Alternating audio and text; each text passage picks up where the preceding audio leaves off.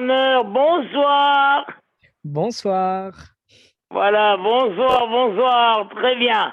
Alors, avant toute Bonsoir. chose, Be'ezrat Hashem, je vais vous dire que lundi prochain, Be'ezrat Hashem, on fera le Zoom de Paris. Je serai à Paris, Be'ezrat Hashem. Oh, Voilà, peut-être vous l'avez appris, je fais ma tournée avec Torah Box, et donc je serai à côté de vous. Et peut-être, Raphaël, peut-être qu'on pourra se rencontrer alors. avec grand Euh, plaisir. je suis une semaine à Venez à Paris, ça sera Strasbourg fantastique. aussi. Ah voilà, la prochaine fois à Strasbourg, vous êtes Vous Magnifique, c'est allons dire. extraordinaire. Extraordinaire. Ah oui, moi aussi j'ai beaucoup langué Strasbourg. Vraiment, Be'ezrat Hashem. On va organiser ça. Quel beau souvenir ça me fait. Alors voilà, Be'ezrat Hashem, ce Shabbat, nous allons lire Parashat Lech Lecha. Le Rav Rothenberg nous disait tout le temps, quand on lit Parashat Bereshit et Noach, on voit dans quel vide spirituel se trouvait l'humanité. Il y avait un grand froid spirituel. Et dès que on arrive à l'Echlecha, Avraham Avinu apparaît, il y a une chaleur qui vient dans le monde. Abraham, et ensuite Yitzhak, et Yaakov, et les Shvatim. On sent que le monde, ça y est, se remplit de spiritualité. C'est extraordinaire cette parachat Lech Lecha, et comment on fait connaissance, paracha par paracha, avec Abraham, avec Sarah, toutes leurs midotes extraordinaires. Vraiment, dans Bereshit, c'est marqué Ze Sefer Toldot Adam. Ce livre, c'est le livre de l'évolution humaine. Dans toute la Torah, et essentiellement dans Bereshit, on voit tous les caractères différents défiler. Tous ceux qui ont grandi, tous ceux qui ont réussi leur vie, tous ceux qui ont gâché lamentablement, des Caïns qui ont gâché, et pourtant avec un tel potentiel de départ tellement magnifique, des Esav qui ont gâché, Esav, qui était le frère jumeau de Yaakov Avinu. Jusqu'à l'âge de 13 ans, on ne pouvait pas distinguer l'un de l'autre. Et voilà. Et même Ishmaël, il a eu des hauts et des bas. Et encore, Ishmaël a fait tchouva. Il a bien terminé. Et à côté de ça, on voit Avam, Yitzhak, Yaakov, comment ils ont grandi et comment la naissance du peuple Israël. C'est Sefer Toldot Adam, c'est le livre de l'évolution humaine. Tu trouves tout. Tu trouves tous les caractères, toutes les trajectoires. Et un des personnages que nous découvrirons pendant une ou deux parachutes, et jusqu'au moment où on n'entendra plus parler de lui, c'est Lot. Lot, c'est vraiment un personnage attachant au début et qui fait de la peine dans la dégringolade qu'il a connue. Incroyable. Donc on rappelle l'histoire. Abraham avait deux frères, Nahor et Haran. Haran, c'était son petit frère. Il était attaché à Abraham, mais sans savoir vraiment. Entre les deux, mon corps balance, un monde d'idolâtrie. Et il ne savait pas vraiment. Et lorsque le roi Nimrod a dit à Abraham, alors tu arrêtes tes sottises, on te jette à la fournaise. Et après, ils ont dit, et toi aussi, Haran, après, ça sera ton tour. Alors Haran, il s'est dit, si Abraham sort vivant, je dirais que je suis de son côté. S'il brûle, je dirais que je suis de l'autre côté. Bon, parce que Haran lui-même ne savait pas vraiment. Et quand Abraham est sorti vivant de la fournaise, ils lui ont dit, et toi? Il a dit, moi, je suis du côté d'Abraham. Ils l'ont pris, ils l'ont jeté, et il a brûlé. Parce que quand il a dit, je suis du côté d'Abraham, c'était parce qu'il s'est dit, c'est le meilleur choix pour être sauvé. Or, Rachid nous a dit que quand quelqu'un se voue corps et âme pour le Kiddush Hashem, il ne doit pas le faire avec l'intention de sauver. Non. Si on dit à un juif, tu te convertis, on te tue. Il dit, vous pouvez me tuer. Mais il ne doit pas se dire, voilà, Abraham était prêt à donner sa vie. Il était prêt à donner sa vie, il a été sauvé. Haran, il n'était pas vraiment prêt à donner sa vie. Il s'est dit, c'est la meilleure chance d'être sauvé. Ah, donc puisqu'il est prêt à donner sa vie, mais en pensant que c'est la meilleure chance de la sauver, eh ben il n'a pas été sauvé. Eh bien, ce Haran, il avait 3 enfants. Il avait un fils qui s'appelle Lot, il avait une fille qui s'appelle Milka, et une fille qui s'appelle Iska ou Sarai. Alors, maintenant, ces 3 enfants se trouvent être orphelins. Alors, Abraham, il a adopté Lot, et il s'est marié avec l'une des 2 orphelines. Il s'est marié avec Sarah. Il s'appelait à l'époque Sarai ou Iska. Et le grand frère, qui s'appelait Nahor, a épousé Milka. Et ils se sont tous trouvés, ils ont tous quitté Terah, le père d'Abraham, a quitté Ur-Kazim, parce que c'était dangereux de rester là-bas encore une fois. Il s'est dit, mon fils a été sauvé une fois, et si ça recommence cette histoire, il ne sera peut-être pas sauvé. Et donc il a quitté Ur-Kazim, et ils sont allés s'installer à Haran. Haran, c'est à peu près en Syrie. Et là-bas, ils se sont installés. Et Terah est mort à Haran.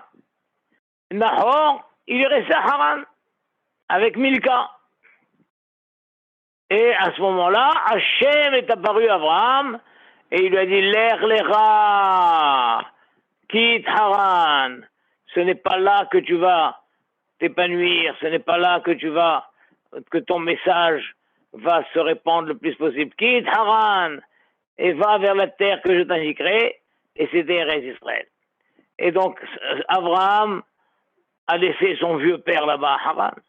Il a laissé son frère à Haran et il a pris avec lui sa nouvelle épouse Sarai et son neveu Lot, qui était en fait le frère de Sarai, quoi. Il était à la fois son neveu et son beau-frère. Et la Torah dit, il a pris aussi tous les élèves qu'il avait commencé à faire à Haran, et ils ont quitté Haran pour aller en direction d'Eretz Israël. Donc Abraham Avinu a traversé tout Eretz Israël. Donc il est rentré en Eretz Israël par le haut ou par le nord, et il a traversé tout Eretz Israël. Du nord au sud, il a traversé. Et à un moment, la Torah raconte qu'il y a eu une guerre. C'était la première guerre. La première guerre. Donc ça c'était à son retour d'abord, donc il est traversé tout Israël, et à un moment il y a eu la famine, et il est descendu en Égypte. Là-bas il y a eu l'épisode avec Sarah et Pharaon, il est remonté d'Égypte, et il y a eu la première guerre il est remonté d'Égypte. Quand il est remonté d'Égypte, il était immensément riche, parce que les Égyptiens l'ont couvert de richesses. Lui était riche, et l'autre aussi était riche. Et c'est là où il y a eu l'incident des bergers de Lot et des bergers d'Abraham.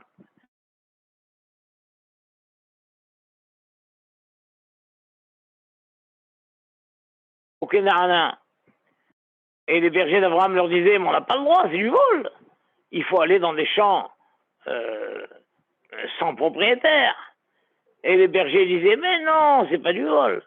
Puisqu'Hachem a promis cette terre à Abraham, et Abraham n'a pas d'héritier, et son seul héritier c'est Lot, alors simplement on se sert en avant, c'est tout. Mais cette terre est destinée à appartenir à Lot.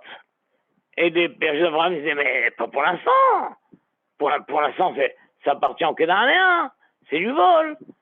Bon, jusqu'au moment où les querelles se sont intensifiées, et Hachem a dit, Abraham, il a dit à Lot, écoute, nous sommes deux. Il n'est pas joli qu'on se batte, parce que la querelle entre nos bergers va rejaillir sur nous. Allez, il faut qu'on se sépare. Tu vas à droite, j'irai à gauche. Tu vas à gauche, j'irai à droite. Et la Torah dit que Lot a levé ses yeux. Il a vu la plaine de Sodome qui était riche et qui était bien arrosée, bien irriguée et tout. Et il est allé s'installer à Sodome. bien que les gens de Sodome étaient des gens mauvais, rebelles contre Hachem. Mais Lot n'a pas hésité, il est allé s'installer là-bas. Et après ça, il y a eu la première guerre de l'histoire. Jamais il y avait eu de guerre. C'est la première fois qu'il y a eu une guerre. 4 rois contre 5 rois. Une guerre terrible. Et les 4 rois étaient tellement puissants qu'ils ont gagné la guerre. Et parmi les 5 rois, il y avait Sodome et Amora. Et donc les 4 rois ont gagné la guerre, ils ont emmené tout le butin, ils ont emmené tous les prisonniers. Et parmi les prisonniers qu'ils ont pris, il y avait Lot. Et c'est là le Paksouk de ce soir, dans le chapitre 14, verset 12, c'est marqué Vaikrou et Lot, Ve'etre Rougeau. Ils ont pris Lot et sa richesse, Ben Ahiavram, le fils du frère d'Abraham. Vaïelchou, ils sont allés Ve'ou Yoshev Visdom. Et lui, il était installé à Sodome. Alors ce passouk est très très bizarre. Parce qu'on présente Lot, après, il y a le passouk qui aurait dû dire ils ont pris Lot, le fils du frère d'Abraham, et sa richesse. Et ils sont allés. C'est tout. Pourquoi la Torah rappelle et lui, il était installé à Sodome? On sait qu'il était installé à Sodome. Et pourquoi la Torah a placé son identité après sa richesse? Ils ont pris Lot et sa richesse, le fils du frère d'Abraham, et ils sont allés. Et lui était installé à Sodome. C'est très bizarre. Le Rav Bergman dit une chose incroyable. La Torah veut nous faire ressortir par là que l'identité de l'autre, c'était ça. C'était devenu sa richesse. Au début, l'identité de l'autre, c'est qu'il était le frère, le fils du frère d'Abraham. Mais petit à petit, ce Lot s'est transformé. Et c'est son identité, c'est sa richesse. Lui et sa richesse devenaient une. Donc c'est ça que l'on dit. Ils ont pris Lot et sa richesse. Ça ne faisait plus qu'un. Lot et sa richesse ne faisaient plus qu'un. Et après ça, la Torah dit, il était le fils du frère d'Abraham. Et la Torah veut expliquer comment ça se fait. Comment ça se fait que ce Lot s'est transformé à ce point où lui et sa richesse sont devenus un. Et après, il était le neveu d'Abraham. La Torah te dit pourquoi tout ça? Parce qu'il était installé à Sodome. Il vivait à Sodome. Et c'est ça que le Rambam écrit. Le Rambam dit, il faut savoir que derrière Briato shel Adam, c'est la nature de l'homme. L'homme, il est créé comme ça. Liyot nimshar bedeotav, d'être attiré dans ses manières de penser. Ou bima'asab, et dans ses actions, après ses amis et ses fréquentations. C'est comme ça. Un homme est influencé par son entourage. Il est influencé dans sa manière de penser, il est influencé dans ses manières de se comporter, les manières de s'habiller, les manières de parler. Nohek keminhag Hashem idiato. Il se comporte comme les gens de son pays. Il parle comme les gens de son pays, il s'habille comme les gens de son pays, il pense comme eux, il mange comme eux. Les fichas, c'est pourquoi Sarir Adam, les Thaber les Sadikim. C'est pourquoi, là où un homme se trouve, il doit s'attacher avec les Sadikim, Vélishev et la Haramim, et s'installer chez les Haramim, Tamid, que des Shilmad et Masem, pour qu'il apprenne de leurs actions. Vitrahek min Reshaim, il doit s'éloigner de Reshaim.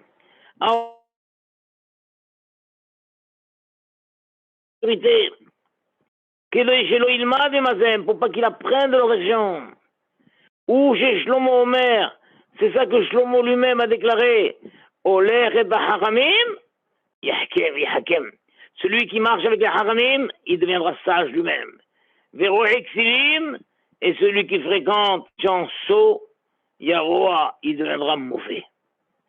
Veomer, il est dit dans Teilim, Ashre Aish, Asher Loalar Ba'atzad Reshaim, heureux l'homme qui n'est pas allé dans le conseil des Reshaim, ou des Rechataim Nohamad, dans le chemin des fauteurs, il ne s'est pas tenu, ou Moshav Lessim le Yajav, et dans les assistances de moqueurs, il n'est pas allé s'asseoir là-bas.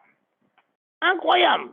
C'est-à-dire, tu peux vivre en France, tu peux vivre en Amérique, tu peux vivre en Chine, mais attention, ne te mêle pas à la population. Entoure-toi de sadikim,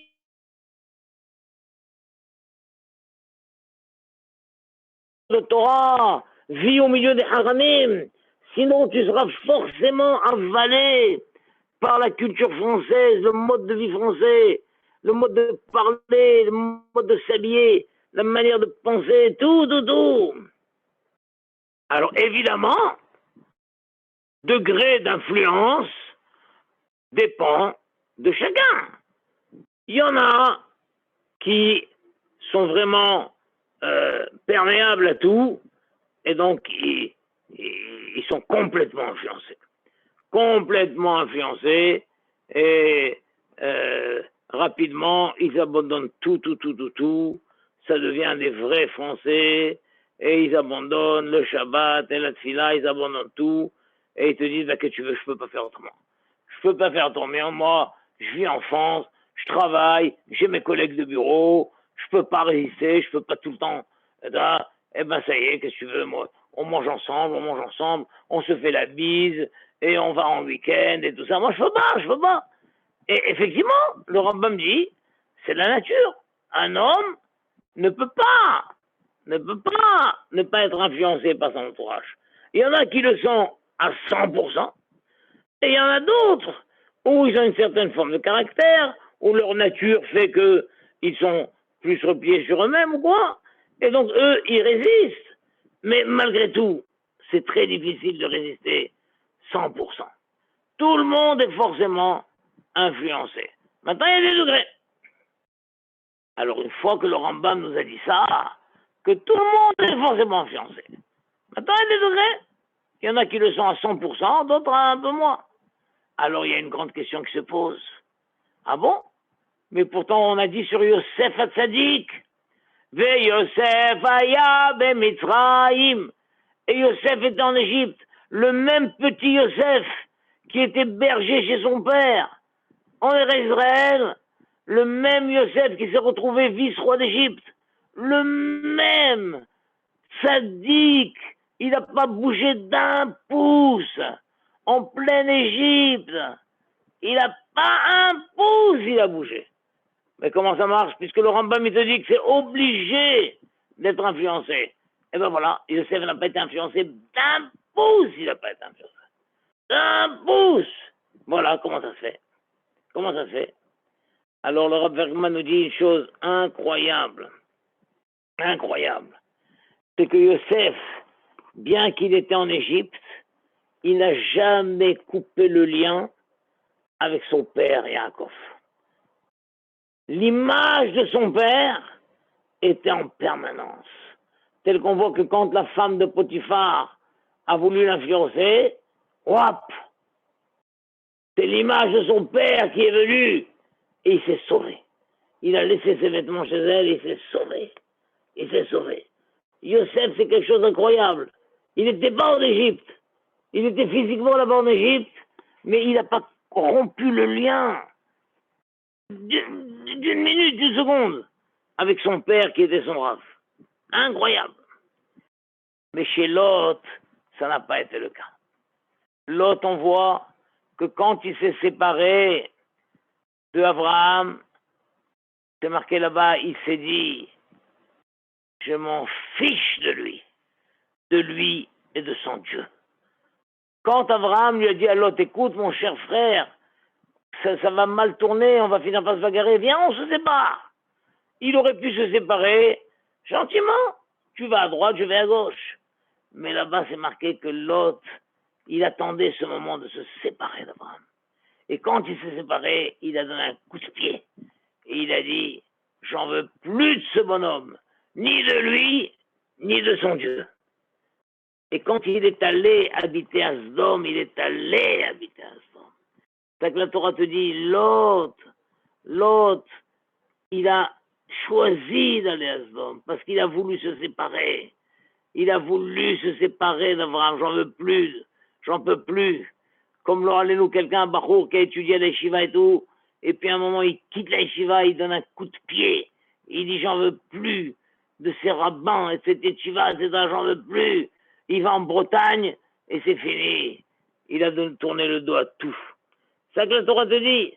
Ce Lot-là, il est devenu être Lot Vetre Rougeau. Lot et son argent. C'est ça, Lot. Mais comment ça se fait? Comment il est devenu comme ça? Véou Yosef Sdom, parce qu'il est parti à Sdom, et à Sdom, c'était la richesse qui compte avant tout. C'est ça qui compte avant tout. Et Lot aussi, petit à petit, il est devenu comme ça. Incroyable. Alors malgré tout, on veut quand même se demander, mais quand même, descendre si bas et descendre si vite. Pourtant, on voit que l'autre, Mamash, c'était quelqu'un de bien. C'était quelqu'un de bien. Puisque quand, plus tard, Hachem va détruire Sodome, c'est marqué Vaïskor Elohim et Lot. Hachem s'est souvenu de Lot. Il a décidé de sauver Lot de l'hécatombe. Qu'est-ce qu'il s'est souvenu? Alors il y a deux explications. D'après Rachi, il s'est souvenu que quand Abraham avait dit à Sarah, je t'en prie, quand il était en Égypte, dis que tu es ma sœur. Dis que tu es ma sœur. Comme ça, ils ne vont pas me tuer. Et en plus, en Égypte, c'était l'habitude que quand on épouse une femme, on donne des cadeaux à son frère. Il dit, comme ça, ils ne vont pas me tuer. Et ils vont même me donner beaucoup de cadeaux. Donc dis que tu es ma sœur, je t'en prie. Et l'autre, il a entendu ça, il n'a rien dit. Parce qu'en vrai, c'est qui le vrai frère de Sarah? C'est l'autre. Donc l'autre, il aurait pu leur dire, hé, messieurs, c'est moi le frère. Lui, c'est pas le frère, lui, c'est le mari. Il dit que c'est le frère, mais c'est à moi. Les cadeaux, c'est à moi qui reviennent. Et on voit que l'autre, il s'est retenu. Il n'a rien dit, il n'a pas dénoncé. Il a laissé faire. Donc au moment de détruire Sodome, Akadosh s'est souvenu. Et c'était pas facile pour l'autre, parce que l'autre, c'est quelqu'un qui aime l'argent. Il aime l'argent. Mais pas à ce point d'aller dénoncer Abraham pour qu'il se fasse tuer et pour que lui reçoive les cadeaux. Il s'est retenu, c'était un effort terrible pour lui. Akadosh s'est souvenu de ça. D'après le Ramban, c'était pas ça le grand mérite de l'autre. Le grand mérite de l'autre, comme on l'a dit au début, c'est que Lot a vu son père Haran brûler devant ses yeux. Et pourquoi il a brûlé devant ses yeux? Parce que Haran a dit qu'il est du côté d'Abraham. Il a dit oui, je suis du côté d'Abraham, et il a brûlé. Donc quand Lot il a vu ça, il aurait dû vouer une haine à Abraham. À cause de toi, mon père est mort. Il a dit qu'il était de ton côté, et ça l'a pas sauvé. Mais non, Lot il avait compris que son père avait dit qu'il est du côté d'Abraham pour échapper à la mort. Ça n'a en rien descendu l'estime qu'il avait pour Abraham. Et donc, quand l'autre s'est retrouvé orphelin, et Abraham lui a dit, si tu veux, je t'adopte, et tu viens avec moi, il lui a dit, oui, tonton, je viens avec toi. Oui, tonton.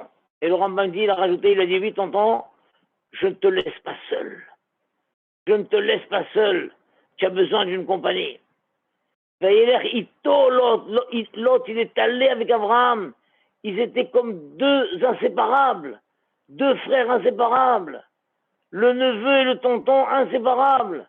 Et le neveu, il n'en voulait pas au tonton d'avoir provoqué en quelque sorte la mort de son père. Parce qu'il savait que son oncle avait raison. Il appréciait son oncle. Il lui a dit, je te laisse pas tomber, je m'accroche à toi, tonton. et je te laisse pas seul. Extraordinaire ça. Donc ça que le gourou s'est souvenu de Lot. S'est souvenu de lui. Et donc au moment de détruire Sodome, Hachem est allé sauver Lot. C'est extraordinaire. Mais alors comment cet homme-là, qui au début de sa vie, il était tellement attaché à Abraham, comment il a pu tout basculer à ce point? Tout basculer à ce point, qu'à tel point que la Torah dit, ils ont pris Lot et son argent. Il était le neveu d'Abraham. Ça veut dire, Lot et son argent, c'est un. À ce point, il a basculé. Qu'est-ce qui s'est passé? Et là, le Rav Bergman nous donne une réponse incroyable. Lot, il était lié avec Abraham. Mais il ne s'est pas rendu compte qu'Abraham était en train d'évoluer. Abraham grandissait. Il est arrivé en Israël, Hachem lui a apparu une fois, Hachem lui a apparu une deuxième fois. Et chaque fois qu'Hachem lui apparaissait, Abraham construisait un misbéach, il construisait un hôtel, il priait Hachem.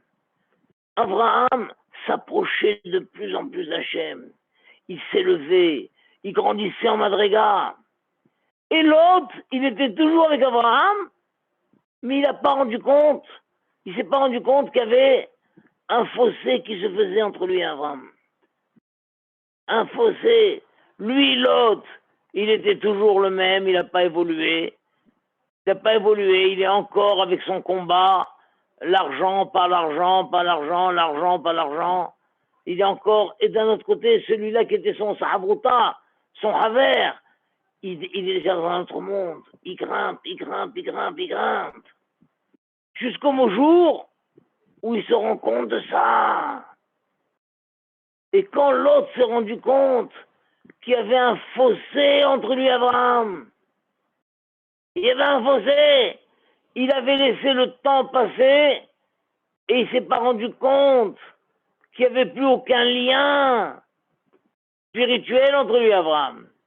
Quand un homme arrive à ce constat de voir que l'autre a grandi et moi je suis toujours en arrière, je suis toujours là où j'étais, à ce moment-là, ça lui crée une telle dépression, il dégringole, il abandonne tout. Il dit, on voit souvent ça dans les chivotes. On voit souvent ça dans les chivotes. Deux barourim, ils étudient ensemble. Mais un ne se rend pas compte que l'autre, il est en train de grandir. L'autre, il fait des efforts spéciaux. Il étudie un peu plus tard le soir. Il travaille ses midotes. Il travaille cette fille-là. Et un jour, après 2 ans, 3 ans, 5 ans, 10 ans, il se rend compte que l'autre, waouh! Un jour, l'autre, il annonce qu'il va terminer le chasse. Ah! Mais quand tu fais chasse? Eh ben, le soir, je me prémets de mon sommeil et tout, quoi. Et tout d'un coup, il réalise que celui-ci, qu'il côtoyait, qu'il fréquentait, il croyait qu'ils étaient au même niveau. Il y a un fossé qui s'est créé entre les deux. À ce moment-là, il risque, pas obligé, mais il risque de faire une dépression et de dire, si c'est comme ça, je laisse tout tomber. Il peut essayer de rattraper, de se remettre, je n'ai pas réalisé, je vais lui mettre aussi, mais il risque d'un autre côté de faire une dépression et de dire, je laisse tout tomber. C'est ça qui s'est passé chez l'autre. L'autre, il savait qu'il luttait contre son attirance pour l'argent. Il savait qu'il luttait pour résister à certaines choses et tout. Et il se dit, je lutte et je profite, je suis avec Abraham. Mais il ne se rend pas compte, il ne s'est pas rendu compte qu'Abraham, il était en train de grimper. Hachem lui apparaît, il construit un misbéach, et il prie. Et Hachem lui apparaît encore une fois. Et moi, l'autre, je suis toujours moi dans mon coin, là. Le jour où l'autre a réalisé ça, il a tout laissé tomber. Et il n'y avait plus aucune trace de spiritualité chez l'autre. Plus aucune trace de spiritualité chez l'autre. Et on connaît la fin lamentable. L'autre est devenu un ivrogne qui se saoulait. Il n'y avait que son argent qui comptait. Et quand les anges sont venus, ils ont dit vite, vite, vite, il faut quitter Sodome, on va détruire la ville. Il a dit attendez, attendez, mais je ne peux pas laisser ma fortune comme ça. Attendez, attendez, attendez. Il a fallu le prendre de force pour le sortir avant que tout s'écroule. Et il y a toute l'histoire qu'il y a eu après avec ses filles, etc. C'est terrible, parce qu'on voit combien un homme doit évoluer, doit grandir, ne doit pas freiner, il doit avancer, il doit progresser. Et sinon, le meilleur peut devenir à la fin une poubelle. Et ça, quand on voit l'évolution de ce petit garçon gentil, qui était accroché à son oncle, et qui a suivi son oncle, et qui a dit à son oncle, je te laisse pas seul, tonton, là où tu vas, je t'accompagne. Et ils étaient deux frères, Abraham il a dit, nous sommes deux frères. Comme c'était beau, comme c'était bien commencé. Mais voilà, il y a eu ça, et donc, il y a eu le passage en Égypte, et l'autre n'a pas résisté. Il est revenu, c'était un autre homme. Et quand il a fallu se séparer, il a dit, moi je vais à Sodome. Il est parti à Sodome et il s'est complètement imbriqué dans la vie de Sodome. Il est devenu un vrai habitant de Sodome, culture de Sodome, à tel point qu'on l'a nommé même juge à Sodome. Il est devenu juge de Sodome. Vous vous rendez compte quelle promotion de devenir juge à Sodome? Incroyable. Et on voit comment après il a été prêt à donner ses filles aux gens de Sodome. Terrible, terrible, terrible. L'autre, quand on suit les étapes où la Torah nous présente l'autre, c'est un personnage qui fait vraiment de la peine. Il fait de la peine parce qu'il aurait pu atteindre le niveau d'Abraham. Il aurait pu être un Abraham bis. Et quelle dégringolade. Et la Torah dit, Vaikrou et l'autre, Vebre Rougeau. Ils ont pris l'autre et sa fortune, Ben Abraham. Il était le neveu d'Abraham. Mais quoi? Oui, parce que l'autre et sa fortune, c'est un. Ils ont pris monsieur l'autre et sa fortune, il était le neveu d'Abraham. Incroyable. Tout ça pourquoi? Parce qu'il était Asdom. Donc combien c'est important, vous mes chers amis, qui êtes encore en France, à Paris, à Strasbourg, à Marseille, combien c'est tellement important ce que vous faites, d'être accrochés à des cours de Torah, à des communautés de Torah, à des rabbanim, à des haverim. Oui, dans ce cas-là, on peut continuer à vivre en France. On peut continuer à vivre en France. Si on a autour de soi une communauté, on a des gens avec qui on grandit, on peut rester. Mais sinon, il faut prendre la poudre d'escampette. Alors voilà, bracha, c'est pour ça que c'est tellement important. Ce Zoom que nous avons une fois par semaine est tellement important. Ça maintient un lien extraordinaire. Extraordinaire. Et les conséquences de ce lien sont incommensurables. Voilà, Be'ezrat Hashem, merci de me donner l'occasion de tisser ce lien avec vous, Be'ezrat Hashem, et qu'on puisse se retrouver tous ensemble, Binyan Bet Hamikdash, Geoula Shlema, en Israël, Be'ezrat Hashem. Bracha ve'atzlacha. Et en attendant, à la semaine prochaine, à Paris, Be'ezrat Hashem. Je ne sais pas où je serai, mais de l'endroit où je serai, on fera le Zoom, Be'ezrat Hashem. Chazak, je vous embrasse à tous, mes amis. Au revoir. Au revoir. Merci pour tout. Au revoir, mes amis. Au revoir. Chazak.